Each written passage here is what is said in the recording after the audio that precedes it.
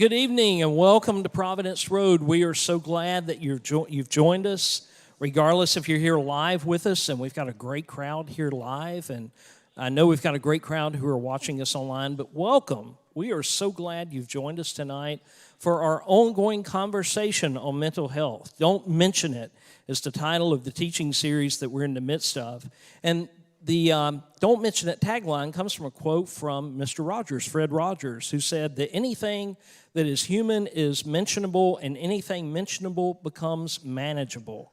And we are glad that you're here tonight to be able to catch some wonderful practical tips about a topic that we're going to be talking about tonight. And tonight we're talking about anxiety. So here are a couple things to kind of give you a little heads up about what's going to happen tonight. We're going to have a conversation with our clinicians. We're honored to be able to welcome them with us, Jonathan, Hannah, and Morgan. And then toward the end of our time, somewhere around 8 o'clock, we're going to open it up for questions. And you can text questions. And the number that you can text questions is 704-901-8898. And that number will come up at different times as we're going through the presentation.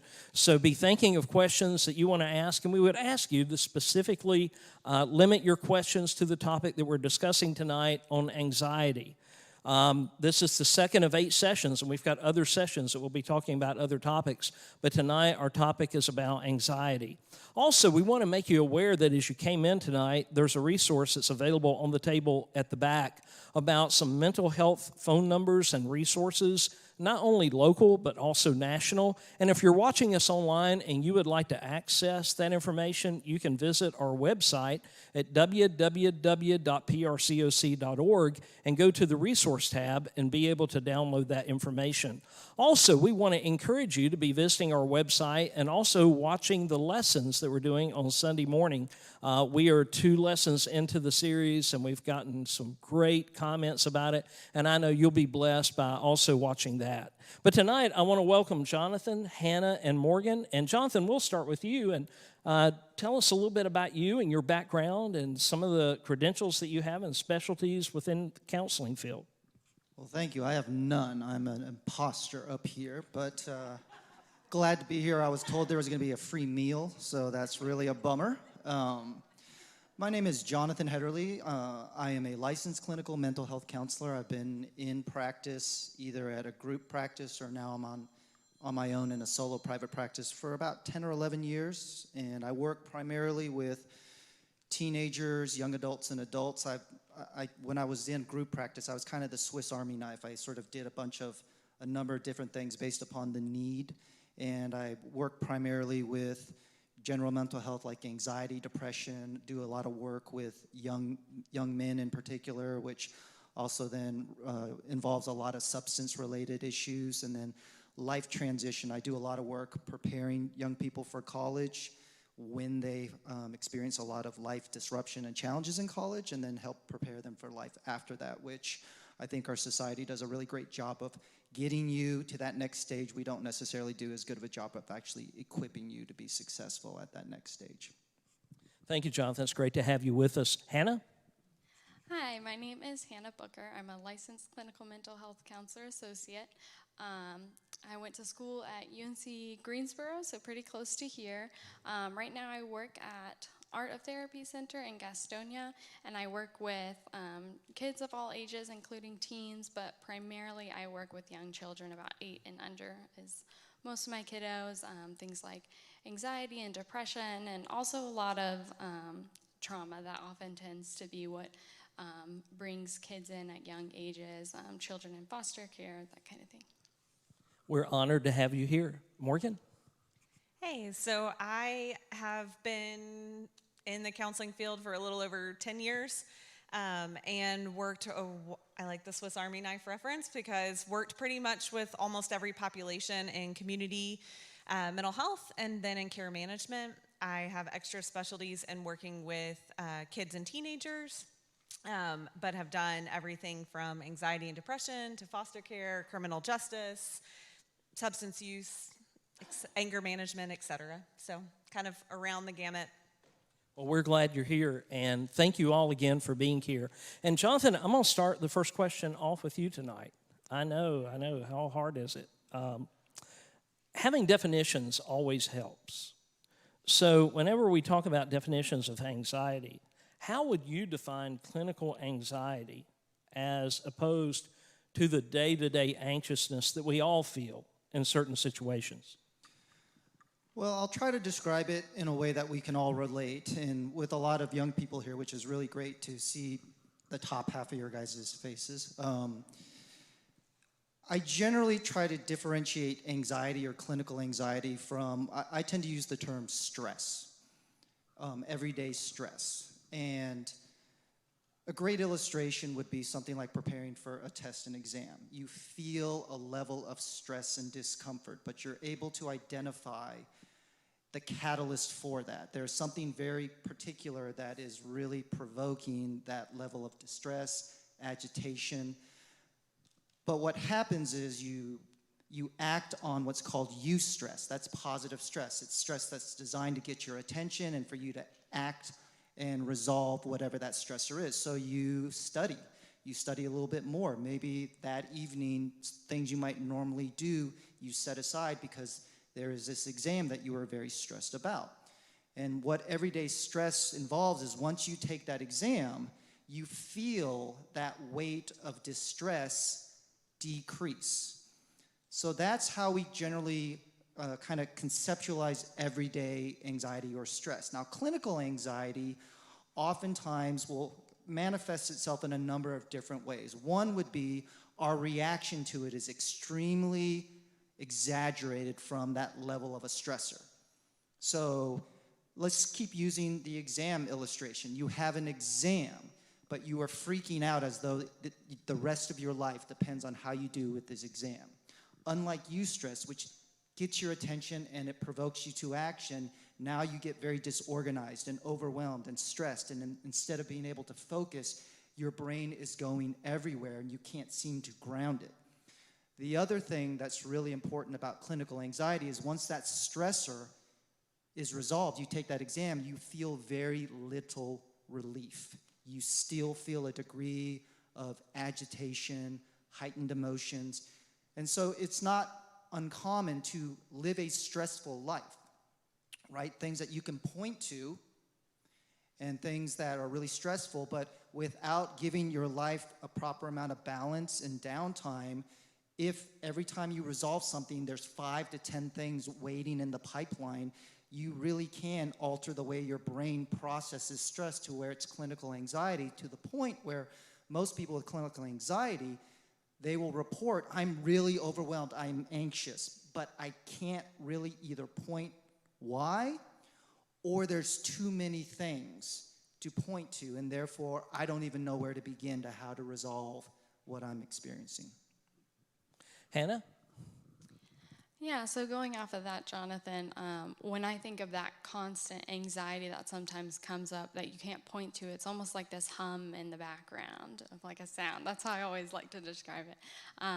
Is there's this feeling kind of in the pit of your stomach that something might go wrong, but you might not even be able to identify it. Or if you can, like Jonathan said, how much anxiety you're feeling is out of proportion to what might actually happen. Or maybe the scenario could happen, but it's pretty unlikely, and you're spending a lot of time focusing on some unlikely scenario that could happen. Another thing we think about is clinical anxiety versus our typical stressors would be that it's really interfering with your life. So in this test example, if you're stressed and it helps you to prepare for the test and you can do well with that, that might not be clinical anxiety. But if it's interfering, you can't study because you're so anxious that maybe you push off studying altogether because it's so overwhelming to think about all that you're putting on that test, that this could ruin my whole future, or I could fail the whole class because of this one test.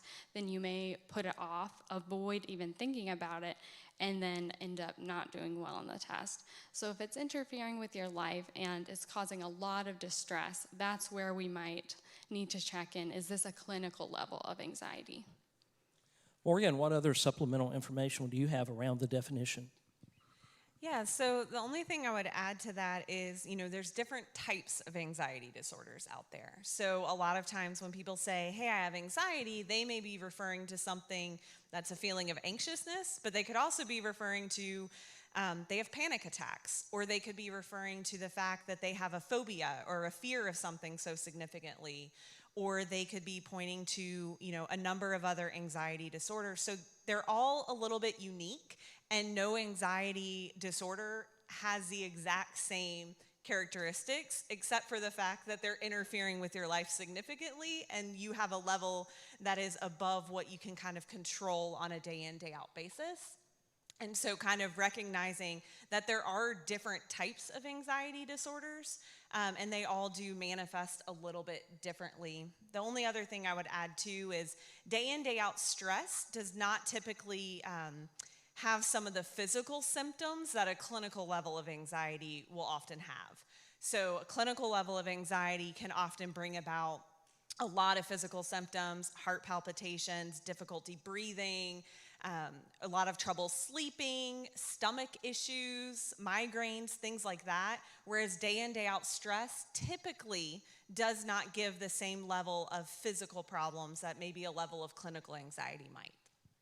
Hannah, in your practice, do you see and feel that adults and children and teens are more anxious today? And if so, why? Well, I think this was one of the things that was brought up in last week's discussion about social media, but also the news. I think that there are more things popping up to be anxious about, or that could be triggers for anxiety more often. It's harder to switch off. If you have a concern about something going on in the world, you're constantly being reminded of this. So it gets harder and harder to avoid. So in that way, it could be increasing. And it also just changes what you can be anxious about. You can be anxious about something, on the other side of the world. And even this happens in young children who will, if they have a clinical anxiety, they might be worried about these big topics that you might think are reserved for adults, but they can be worried about big social issues because they have all of this news flooding in, and then even if they're avoiding it to some extent, their peers are, seeing it on social media. So in that way, I think that can make an impact on increasing that anxiety. Morgan, do you feel like there's an increase in that anxiety and the anxiety levels across the platforms of our ages and demographics? Yeah, absolutely. We did talk a little bit last week about it, but we are living right through COVID, through all of the changes that have shifted. We're living in a level of unknown. And then just having that social media, having just news, not even social media, just news or other things happening has definitely brought a lot more potential stressors. And I think people are having a harder time being able to manage and being able to kind of mute or silence some of those. But then at the same time, I do think there is also a level of people speaking up a little bit more about anxiety as well, whereas people used to be very silent about it. And I do think there is a level of people actually talking about it more now. And so you have that as well. It's becoming a little bit more common to talk about and more common for people to recognize. I know Jonathan had shared a statistic about anxiety, but it is becoming a little bit more recognized for people to talk about and be okay with talking about it. And Jonathan, what are your observations around just the anxiety levels that maybe we're all facing and feeling? Oh, there's no doubt that anxiety is just skyrocketing, and unfortunately, it's going to take us a number of years to really gather the data of the long-term impact that this past year and a half has had on our culture and on individuals. Even before the pandemic, though, we were living in the age of anxiety. There is a report every 2 years that comes out that's called Stress in America, and it's a self-reported test that they gather data and information every 2 years. And in 2013, for the first time, children and teenagers rated their anxiety and stress levels higher than their parents. And that really showed that, okay, this is really now kind of overflowing past the normal teenage and young children's lives and how we tend to try to protect them from a lot of the stress.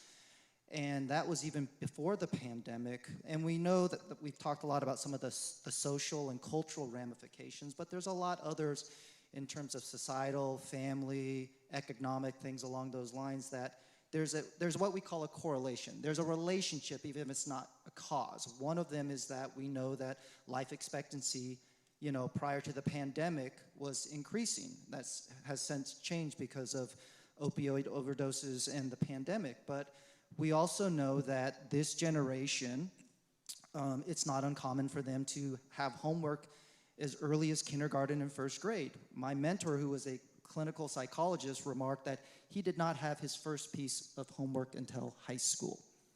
Imagine that. I remember in middle school, we had recess. We had probably throughout the day close to an hour of time that we stepped away and we were active, and you helped to reset the brain. I work with young people. One person in middle school that goes to a regarded private school here in Charlotte reports anywhere from 2 to 3 hours of homework every night. And so there's just something about the amount of stress we're putting on these brains without as much time to kind of rest and recover. The age of puberty has increased to where on average now it's about 10 and a half for girls. They start puberty in their period, and they've had reports of girls as young as 9 and a half starting their period. So we know that developmental component adds emotional disruption. So there's all of these things that are happening on so many levels that point to anxiety is on the rise.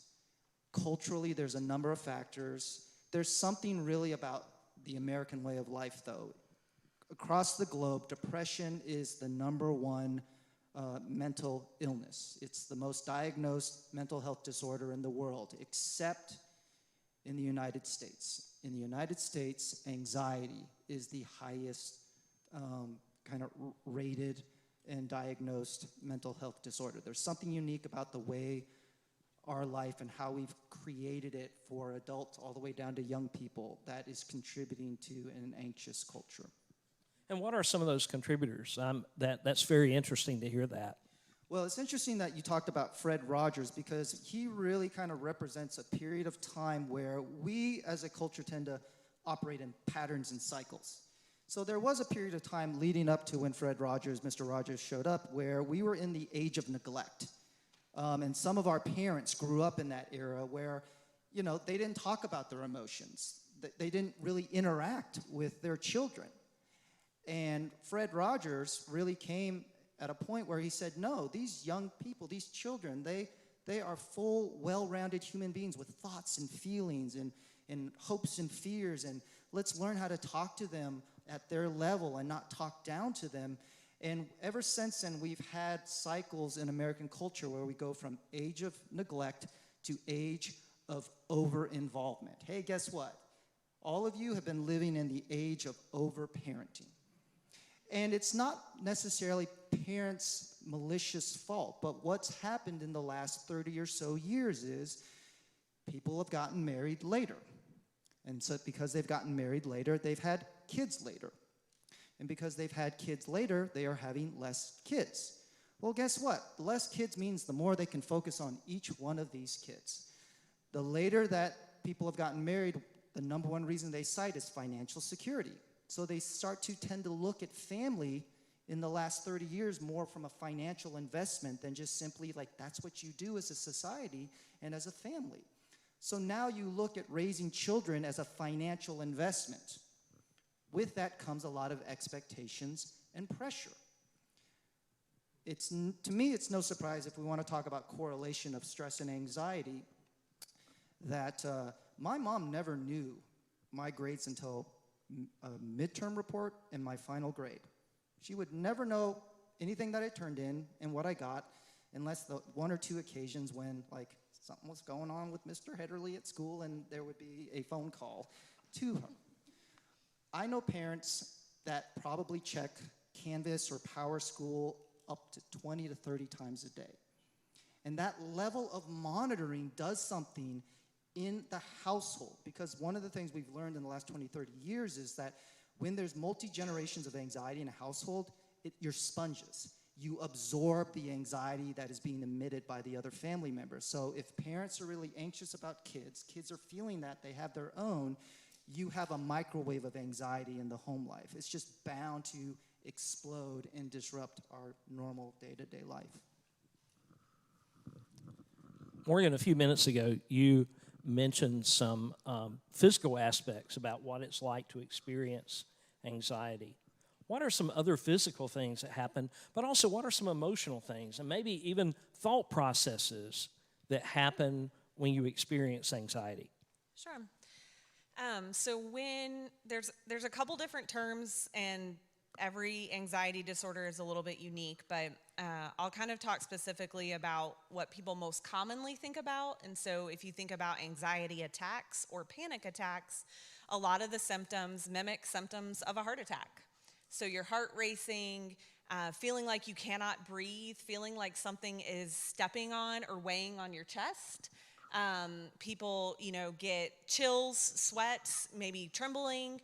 And sometimes people get to the level of feeling like they're going to pass out, or they get sick to their stomach because the physical symptoms are so overwhelming.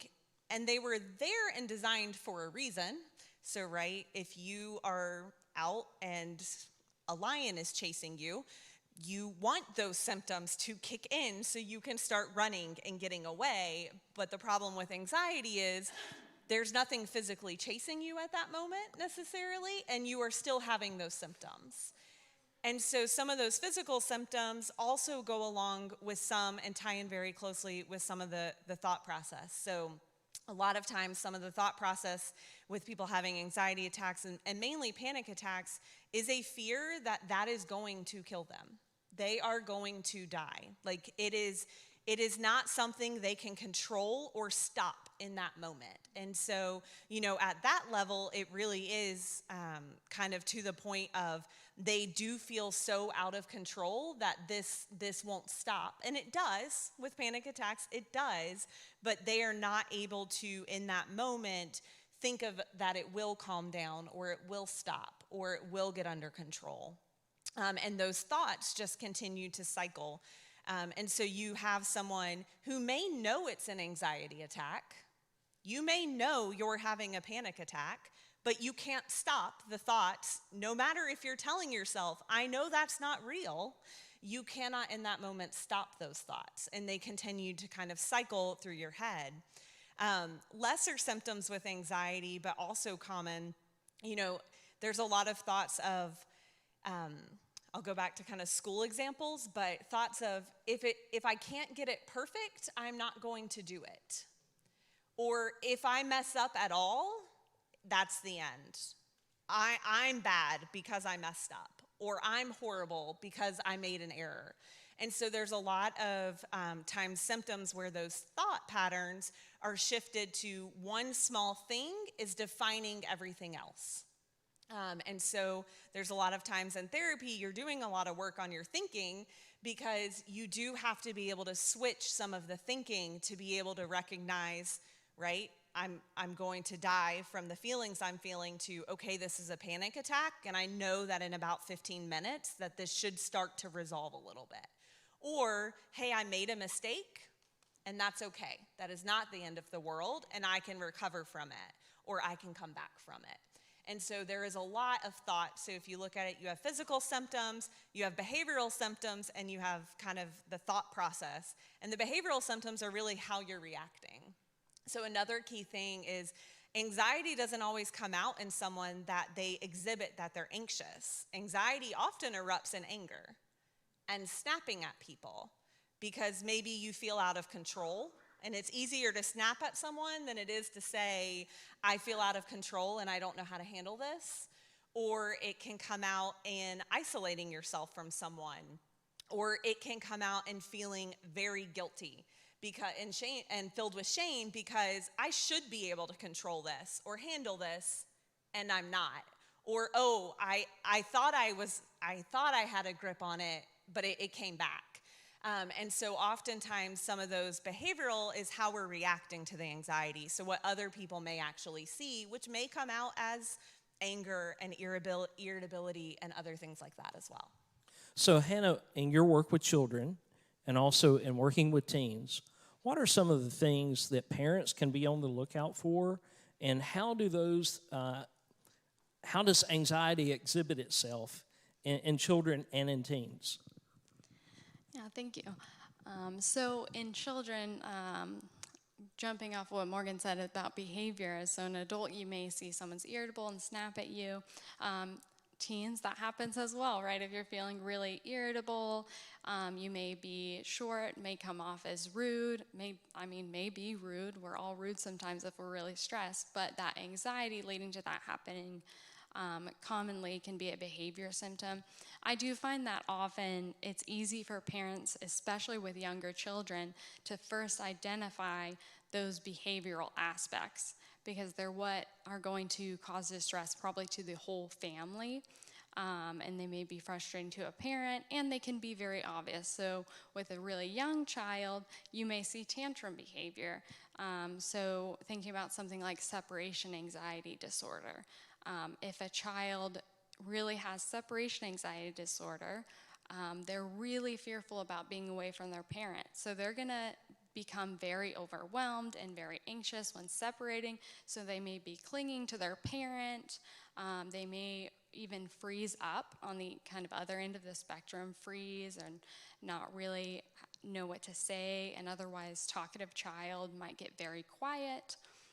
And we can also see tantrum behaviors. So, an all-out tantrum in a separation, they don't want to leave you. They want to do whatever they can to avoid this scary situation. And so for a young child, that might be throwing a tantrum because maybe if I throw a tantrum, they'll just take me with them.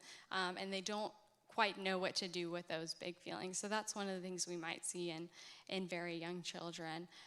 And I feel like as children get older, especially teens, it seems to mimic more of what we would see in adults with those symptoms of irritability. Older children might begin to be able to explain, I'm worried about my schoolwork. And you can see those patterns of they're worried about their schoolwork every single day.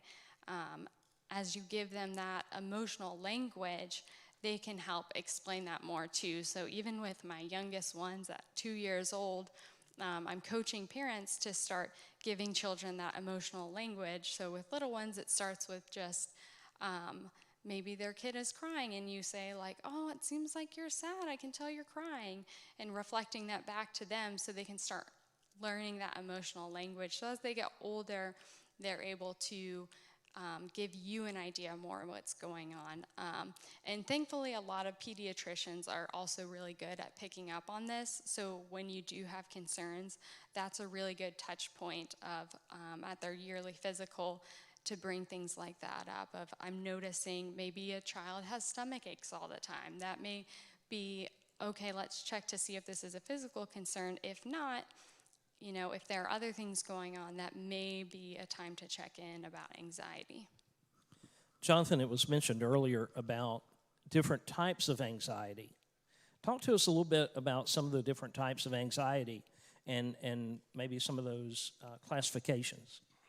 Sure. Well, I think one would just be general anxiety, which really is when some of these symptoms that we've talked about are manifested, and it doesn't really fixate on anything in particular. So, yeah, it can be something like public speaking. It can also be a lot of times general anxiety. You look for some similar symptoms like the unknown, change, things you can't control, right? Oftentimes, anxiety comes from feeling some level of threat. And we tend to want to compensate by controlling situation. There's social anxiety, where large groups of folks, especially people that you don't know, it gets you really worked up. You feel a lot of physical. You have a lot of what we call distorted thinking. A lot of anxiety, you'll be able to identify a lot of disordered thinking. An example would be social anxiety. Everybody's paying attention to me. Nobody's paying attention to you more than you are. And we all realize that, but it's not the thinking error activates the emotional response, which is, no, everybody, I make eye contact, you're judging me. You're looking at something you don't like about me. And then when we have a disordered thought, then we have what's called catastrophization. Then we universalize it. Everybody is looking at me. Everybody is judging me. Everybody knows that I'm a fake, I'm a fraudulent, that I'm no good. If people knew who I really was, they wouldn't love me. And social anxiety is also just the fact that, like, what if somebody out of a group of 30 to 40 people wants to talk to me? I don't know, I'm not prepared, right? When we feel caught off guard, we can't anticipate, we can't control. Anxiety looks at anticipation with dread. That's why a lot of times things aren't even about to happen, and it already works us up, and we can't turn off that, what we call that anticipatory dread. And that's when we catastrophize, we awfulize, and we get really overwhelmed. But then you have OCD, obsessive compulsive. And that's really where the brain gets so distorted that it fixates on some type of rigid kind of act that the brain fixates and says, this is the only way to alleviate anxiety, whether it's touching something 5 times, opening and closing a door 11 times. I worked with a client that was a OCD with germs and would wash his hands up to 50 times a day. By the time that I started seeing him, there was just severe rash and just dryness. But he couldn't do that. Every time he touched something, he would automatically worry that that was unclean, so he'd have to wash his hands. But it wasn't just wash your hands. It was based upon what his brain was telling him, how dirty or something was, or how many people may have touched it. It would fixate in terms of being able to not let go. We've already talked about panic attacks or anxiety episodes. Post-traumatic stress disorder kind of has a sort of an overlapping component of anxiety that we know that and the reason we want to differentiate it is because a lot of the treatment that you would use for trauma work is different than how you would normally kind of work with a lot of the other types of anxiety or OCD. You just have to be much more sensitive to the exposure element, which most anxiety, part of our culture that's really done a disservice to us all is, as we're raising awareness with anxiety, we've been giving the mixed messages on what really help. And probably for the last 10 years, one of the primary messages is like, avoid things that make you uncomfortable. Well, we know that that's actually what magnifies and increases anxiety. If somebody is afraid of the ocean, the worst thing you can do for that fear is avoid the ocean. And not only do you avoid it, because anxiety is like a virus. It's never content. It will always be growing. So before you know it, it's not just the ocean now that freaks me out. It's the sight of sand. But now it's not just the sight of sand. Somebody was talking about their vacation at the beach, and I started to feel very real physical, tingling and discomfort. And so trauma work is very different because most other anxiety, a part of the work is exposure. We lean in to the discomfort rather than run away from it. If you run away from it, it's gonna get bigger. But what does that mean? It means there's no shortcut or easy way to treat anxiety. And I don't know about you all, but hey, if there's an easy way to do something, sign me up. Like, why go the long way, the hard way, when there's an easy way? There's not an easy way for anxiety. The only thing we can really share for hope and optimism, it can be treated, it can get better, it does get better. Morgan, anything you would add to what Jonathan just shared? Yeah, we've talked in the last week, and we're going to give some information, but this especially ties in with if you are living with someone or love someone who has an anxiety disorder, that concept of there's no easy way, it's not an immediate fix. And so a lot of times people genuinely care and they're trying to say, hey, stay calm. It's not really helpful when someone has anxiety in that moment, right? Because they are trying to stay calm, and that is the best that you are seeing them try to stay calm. And so kind of just being aware of, there is no easy one fix, and it is really hard work. And people often will live with anxiety, clinical anxiety, for their life, but it's treatable. And they will go through periods where it's better, and they may have periods where it's worse again. And they have periods where it's better again, because there is treatment, right? There is a lot of treatment options out there.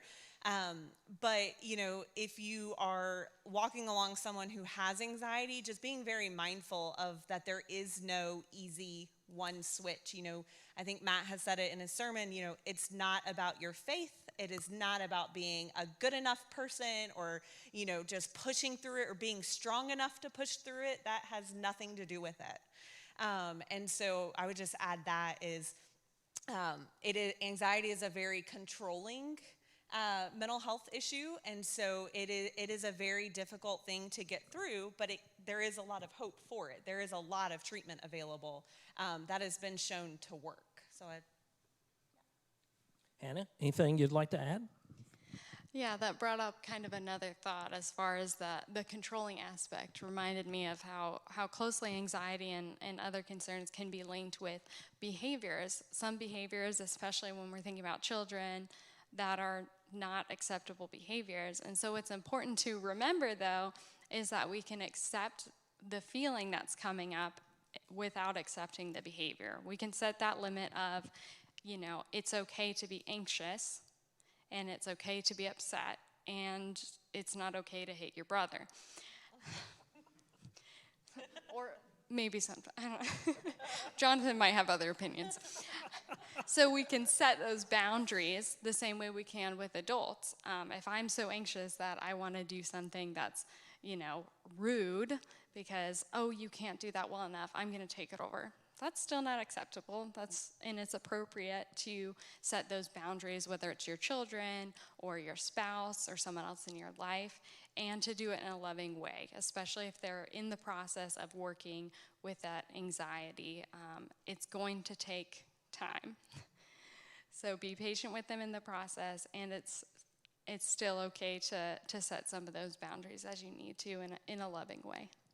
And I greatly admire working with kids, because I could not work with kids. I'd get them riled up, I'd have a lot of fun, and then I'd hand them back to their parents and give them a bill. But one of the things that when the emphasis on behavior with young kids, which is one of the reasons that I don't work with them, is that a lot of times the kids don't have the language to describe what's going on. But a lot of times for teenagers and young adults and adults, we do a really good job of hiding, and we do a really good job of performative living, appearing a certain way when we live. And that really can complicate identifying and talking about anxiety, because if we base it with young people and adults simply on behaviors, we have the mechanisms to hide and conceal and camouflage. What does that mean? Well, that means, number one, we need to have the language and the communication and the relationship to feel safe enough to talk about these things.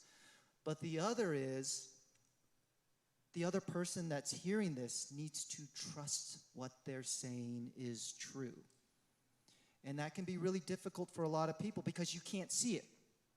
Because your spouse or your child has done a tremendous job of behaving and acting a certain way, so it seems like they're okay when they're not okay.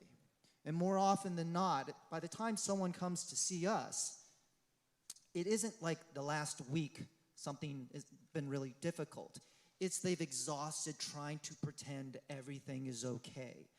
And by the time they remove the veil and the mask, it's clear as day that things are not okay, but they've been suffering for so long. That's part of what oftentimes contributes to it's not a quick turnaround, because they've been suffering for as long as they have. They've just been silently suffering, or they tried to tell somebody, but they didn't believe what they were saying, because you can't prove it, you can't show it. So much of the anxiety is internal. I want to remind you, in about 5 minutes, we're going to begin taking some questions from the audience. So go ahead and please be texting your questions in, and we're going to start that in about 5 minutes. But one of the questions that that I heard today from someone that was, are there coping exercises that I can do to kind of help manage my anxiety and that could kind of help me? So, Jonathan, we'll start with you and just kind of go back this way, and Hannah, and then Morgan. Unfortunately, no. The only thing you can do is pay a therapist to help you. That's, I said it's not easy, right? No. There's a lot of coping, and that's really one of the things that I really promote with the folks that I see, because that's designed to be liberating. Like, we can rattle off a number of things, and I'm going to share a few that I find to be especially helpful. But a lot of times, because there's so many different coping strategies, it's really about finding one that connects with you. It's really important for a person suffering with anxiety, with a lot of the options of coping mechanisms, say, like, I understand, like, I could see that helping, and I can see myself trying and doing that. Because just like anything, you don't get overnight results. Nothing works all the time. And most things that we would equate to healthy living, they're only as helpful as you sustain them and that they build off one another. You can have the most healthy meal tomorrow, but if for the next 3 weeks afterwards you eat nothing but high cholesterol fried junk food, that one healthy meal is going to make zero difference. You can have one tremendous workout, but then for the next month and a half, if you're just sedentary and doing nothing, that workout gives you no benefit. Most of us realize this. You can have one great night of sleep, but if you are sleep deprived for the next 3 or 4 days, the effects of that great night of sleep is gone. And so I tend to emphasize coping mechanisms to make them daily habits, because the more you do them, the more you'll get the benefit. Here's the thing to remember, and this is the hardest part about anxiety. Anxiety is about that emotional, feelings.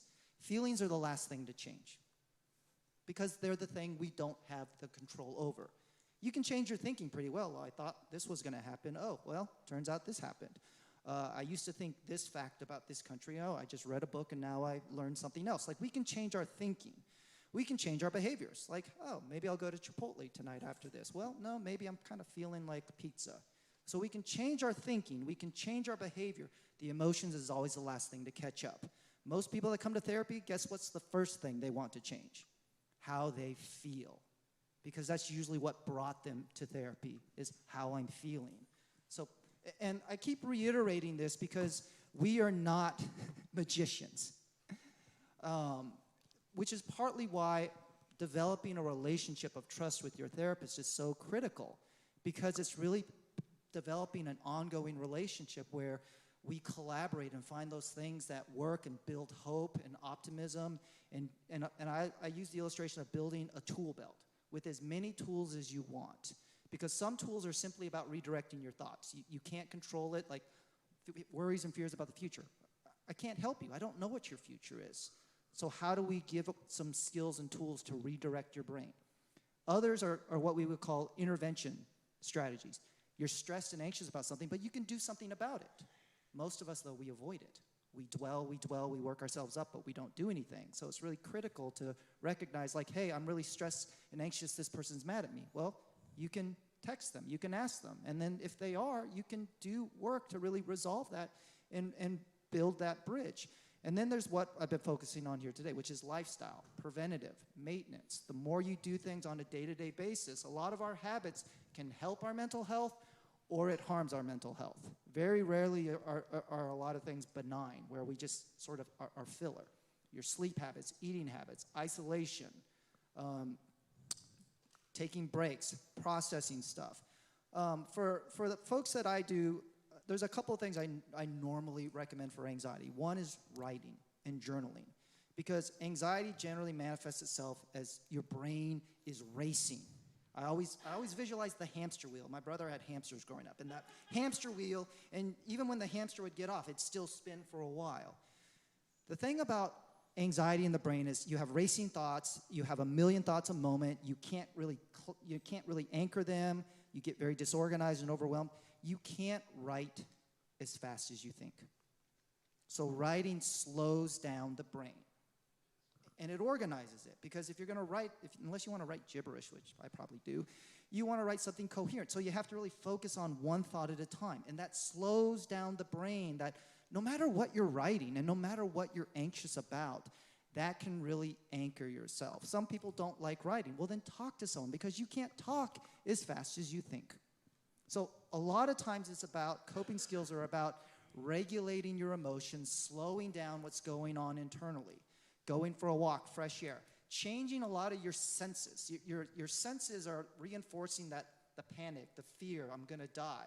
Go for a walk, get outside, drink something warm, drink something cold. Those seem very trite and superficial, but if you do those and you do them consistently, it's kind of like a good night's sleep. You really don't benefit much from it. You only recognize it when you're not getting it. So a lot of coping skills don't always make you feel better, but when you stop doing them, you recognize the benefit it truly was having in your life. Hannah? So before jumping into coping mechanisms, what I like to think about before the step of initiating coping mechanism, though some of them might be lifestyle choices that you just do on a daily basis, first we want to recognize the emotion. So most of us has probably seen the movie Inside Out. The whole point of that movie was other emotions besides happiness are still really important, right? So a good first step, and this is a good first step for parents to use with kiddos too, is to recognize the emotion. Just take a second, accept whatever it is, if it's anxiety, nervousness, worry, and note, like, okay, I'm really worried about this test coming up, or I'm really worried about our family finances, or about what my friends think of me. Take a note and just notice it. You might see patterns. You can just accept that you're anxious for a second, because especially when it comes to something like a panic attack, you're going to have to ride out the panic attack sometimes. So just taking a note and recognizing it helps first. And then, like Jonathan said, there are many, many tools you can put in your tool belt. For parents of very young children, I'll note a website you can go to called Sesame Street and Communities. That website has a lot of different things, but the section on emotions and the section on handling tantrums have some good coping mechanisms for kids, books that explain deep breathing to very young children, or doing things like reading a book before bed to help them calm down if they have trouble sleeping, and things with very young children that can be helpful and adults too, are sensory engaging things. So all those fun things that we see on social media, like I have myself kinetic sand that I might play with at the end of a long work day, going outside, getting some fresh air, really engaging your senses and taking a minute to just be still, right? Be still and know that I'm God. That's my phrase that I always use when I get anxious. Take a moment to take a deep breath, maybe go outside or go to a nice calm place. And even if it's just a couple minutes, to be calm, to engage your senses, to just pay attention to what you see around you can be really calming to integrate into your day. We have several questions. So Morgan, I'm going to give you the first question of the night. And thank you to all of you who have submitted some really good questions. And our first question is anxiety a precursor to depression? How do you define the difference between anxiety and depression? Well, next week we're talking about depression, so you'll probably learn a little bit more there. I wouldn't say it's necessarily a precursor to depression, but there are a lot of people who do have what's called co-occurring, so they have anxiety and depression.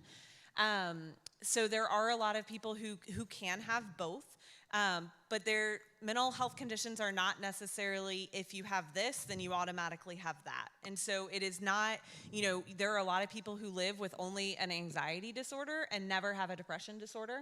And there are a lot of people who have depression and anxiety. And so, it's not a causation thing, but there are a lot of similarities in which They can overlap, and sometimes, if anxiety is untreated for a long period of time and it starts to weigh them down, they may also begin to develop some depression symptoms. Sometimes depression can make people feel a little anxious, and so there are some overlaps, but a true clinical diagnosis, they are separate, but you can have both.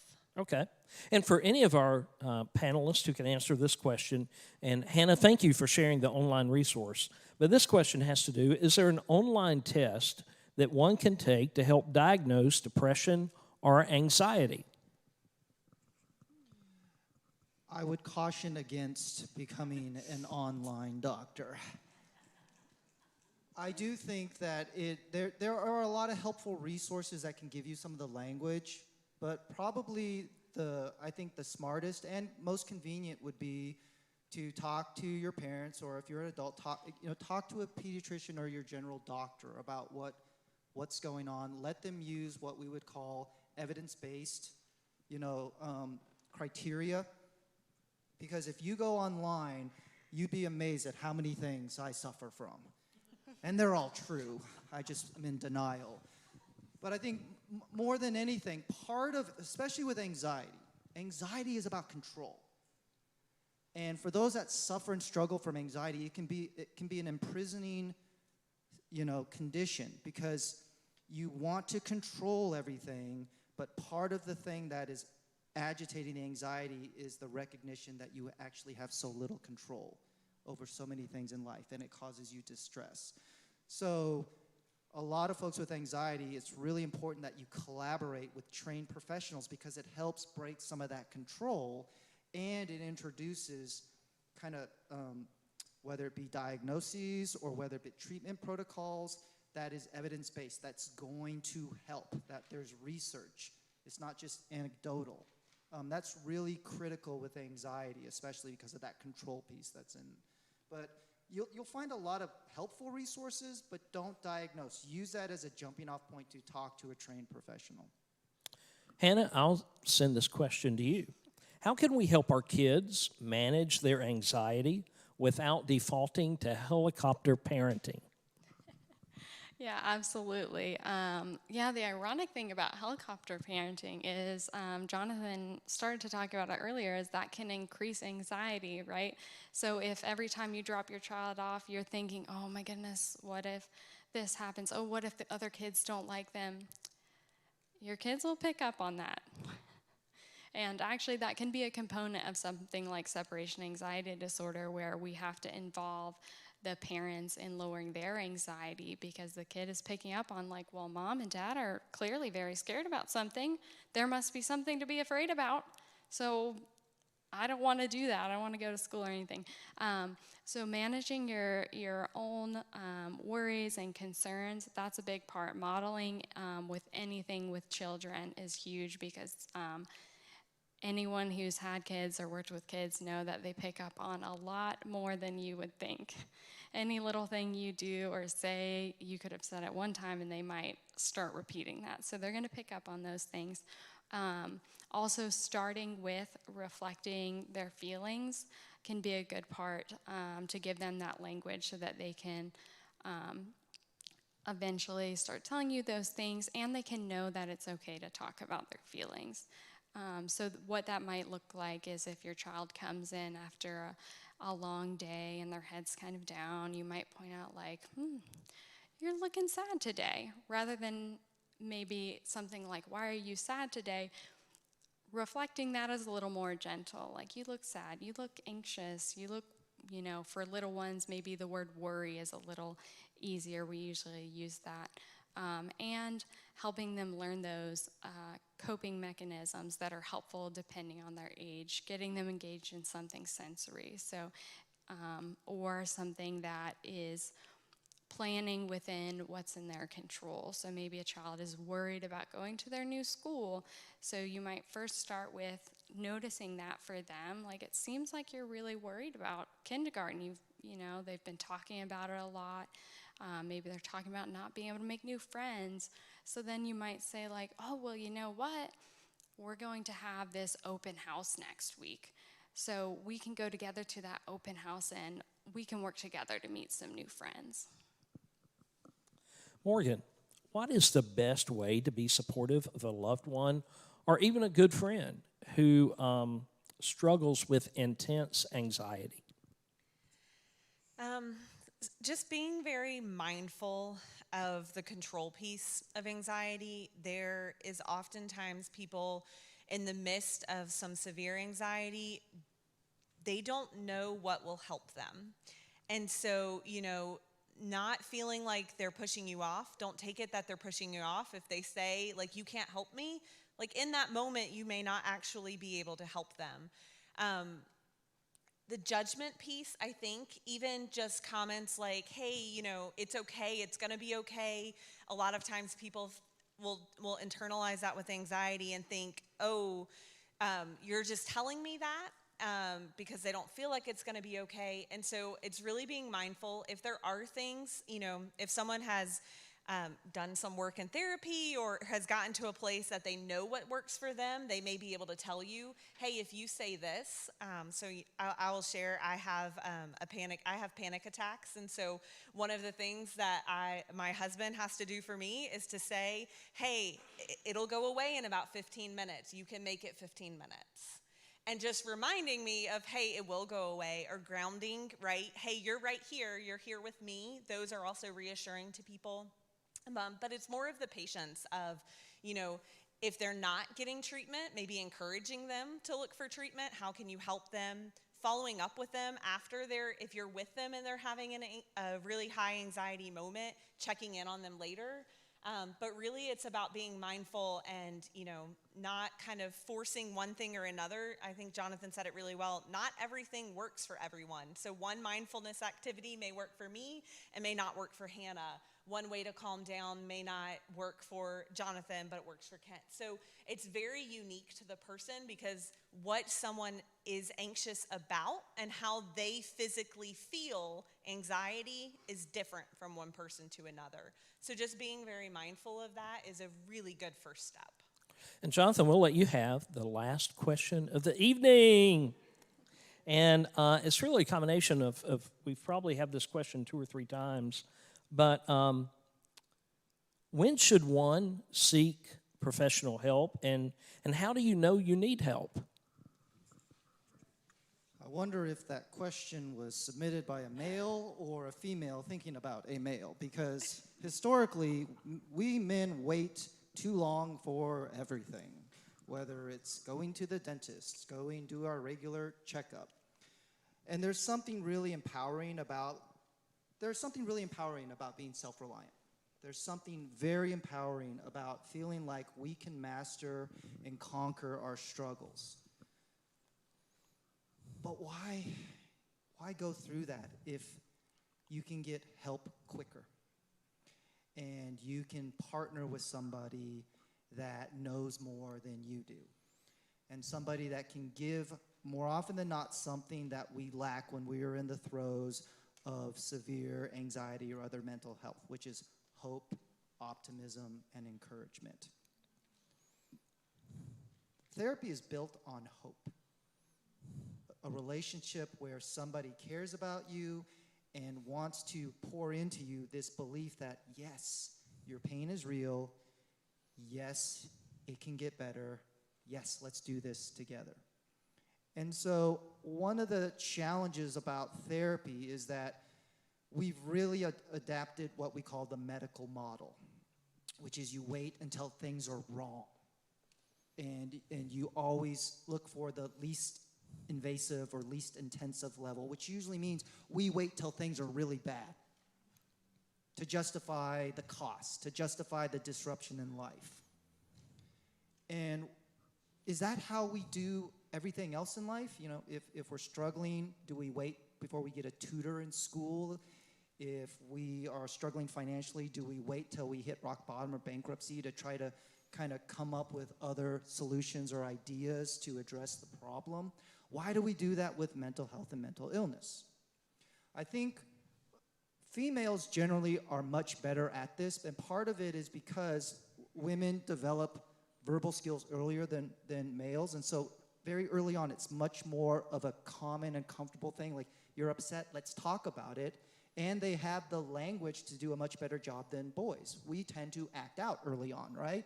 You're upset, you're mad, go outside. Get it out of you. Come on, go. Kick a tree. Kick a tree. But part of that over time can resonate where like talking about a problem doesn't feel that particularly helpful. Talking about something. So I think more than anything, if you feel like you are struggling with a mental health condition, seek help. And then their role in all of this is to help you. Have an idea of maybe what you think you need help with or what you need. I have guys all the time saying like, all I want is practical tools. It's like, great. We won't spend a lot of time on feelings. I have clients, especially during the pandemic, I had clients come in, they scheduled just to talk and to see someone. I had a client that did a back-to-back session. The first session, all she did was talk about what was going on in her life and who she sent care packages to during the pandemic. She just needed connection, and she needed someone to listen and to be important enough that someone wanted to know what's going on in their life. You can tell them what you need. You know you better than we know you. We know what helps, but we don't know you. And we know there's plenty of things that help. But if we're wanting to focus on mindfulness and you're like, no, I want like very practical, physically exerting tools. It's like, okay, great. Now that I know what you're looking for, I can better help. So don't wait, but also take some control and ownership of the help. Like you're not just a passive person in therapy. The more you put into it, the more you're going to get out of it, because therapy is not unlike everything else in your life. The more you put into it, the more you're going to get out from it. Thank you for joining us tonight. And Jonathan, Hannah, and Morgan, thank you for being a wonderful help to us. And at Providence Road, we hope this has been helpful for you all. Thank you for being with us tonight. And we want to remind you that we'll be back, Lord willing, this time next week. Our topic, as we shared a few moments ago, will be talking about depression. And we're going to be honored to have Jonathan back with us, and Morgan will be back on the panel with us next week as well. And we'll be welcoming Ann Kinlaw. Ann is a dear friend of ours, and she's going to be here to talk to us as well. So we're looking forward to next week, and hope that you'll watch us online and watch the lesson on Sunday morning. You can watch us on Facebook Live and also on YouTube, and we'll look forward to seeing you next week. Thank you again for being here. And also, we want to ask you, if you're watching us on social media, please consider sharing this so that others can benefit from the blessing that you've received by being with us tonight. Thank you for being here. Good night.